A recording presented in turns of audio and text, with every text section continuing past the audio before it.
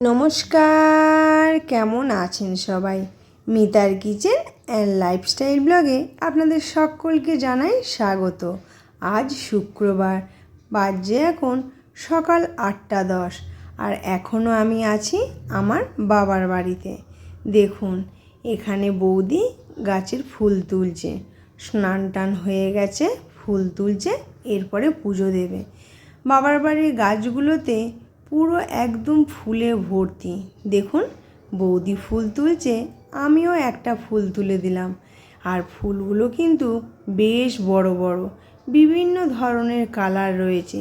থোকা রয়েছে, এমনি নর্মাল রয়েছে 5 পাপড়ির। আর এই যে ফুলটা তুলছে, এটা হচ্ছে কুন্ডু ফুল। সাধারণত শিবের পুজোতে এটা লাগে।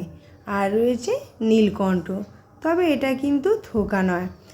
আর দেখুন, ফুল তোলা প্রায় হয়ে গেছে। এর মধ্যে কিন্তু ধুঁদ্র ফুলও রয়েছে। গাছের ফুল এক সাজি তুলে ভগবানের চরণে দিতে বেশ ভালো লাগে।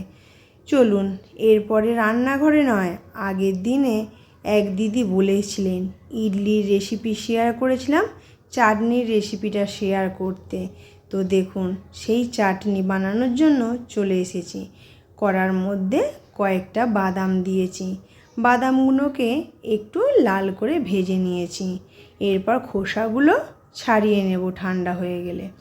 ওই কড়ার মধ্যেই অল্প একটু তেল দিয়েছি, তবে অবশ্যই সেটা সাদা তেল দিতে হবে। দিয়ে দিয়েছি 2টো চেরা কাঁচা লঙ্কা। আর এই যে বাদামের খোসাগুলো ছাড়িয়ে রেখেছি, সেই বাদামগুলো দিয়ে দিলাম। দিয়ে একটু নাড়াচাড়া করে দিয়ে দিলাম বেশ কয়েকটা কারি পাতা। আর এখানে 4টে দিলাম পুদিনা পাতা। আমি তো বুঝতেই পারছিলাম না যেটা পুদিনা পাতা না তুলসী পাতা।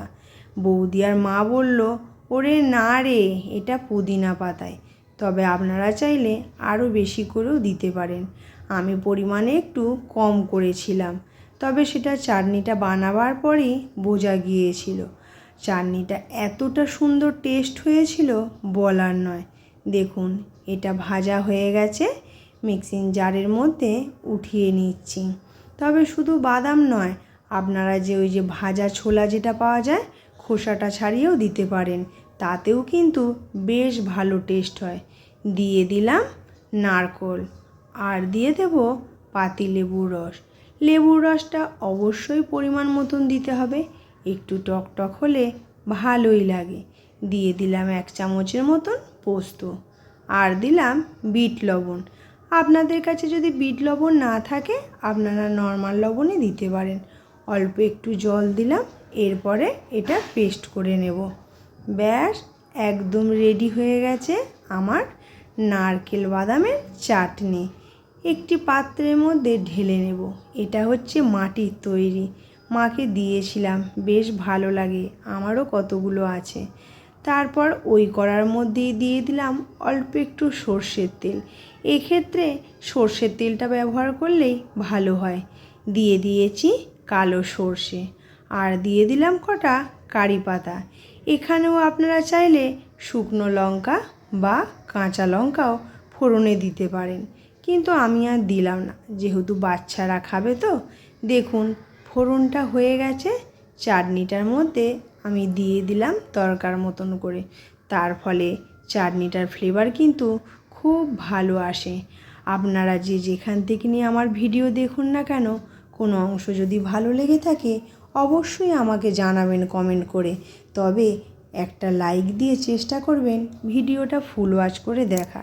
আর আগের দিন ইডলি খাওয়ানো তো দেখিয়েছিলাম, দেখুন চাটনিটা দিচ্ছি। এরপরে একদম খাওয়া দাওয়ার পর চলে এলাম রান্নাঘরে।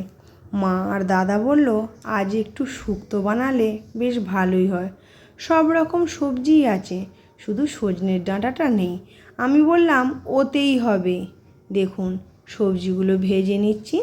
সবজির মধ্যে রয়েছে কাঁচকলা, একটু পেঁপে, মূলো, পটল, আলু, আর নিয়েছি করলা। দেখুন, সবগুলো ভেজে প্রেসারে সিটি দিয়েছি। দিয়েছি একটু রাঁধুনি ফোড়ন আর সর্ষে, কালো সর্ষে। আর দেখুন, ওটার মধ্যে দুধও দিয়েছি কিন্তু। আর উপরে যে মশলাটা দিলাম, একটু শুকনো খোলায় নাড়াচাড়া করে নিয়েছিলাম, দিয়ে ভেজে গুঁড়িয়ে দিয়েছি।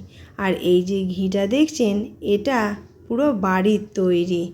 প্রতিদিন যে দুধ নেয় সেটার থেকে মাঠা তুলে রাখে, তারপরে বানানো হয়। এর স্বাদ কিন্তু একদম আলাদা। মাঝে মাঝে মাও বানায়, আবার বৌদিও বানায়। তো যাকগে বন্ধুরা, আজকের ভিডিওটা কীরকম লাগলো অবশ্যই জানাবেন। তবে শুক্তোটা কিন্তু আমার বেশ ভালো লেগেছিল। এরপরে চলে এলাম একবারে রাত্রেবেলা, সারাদিন আর শেয়ার করা হয়নি। এরপরে আমার ভাইপো আমার ছেলের কাছে আর আমার কাছে শোবে বলে দেখুন মারামারি শুরু করে দিয়েছে। বালিশ ফালিশ সবই ছুঁড়ে ফেলে দিচ্ছে। আমি বললাম খাটে শোবো না, মেঝেতে শুলে শরীরটা বেশ ভালো থাকে, তাই মেঝেতে শোবো বলে বিছানা করেছি। তো চলুন বন্ধুরা, আজকের মতন বিদায়।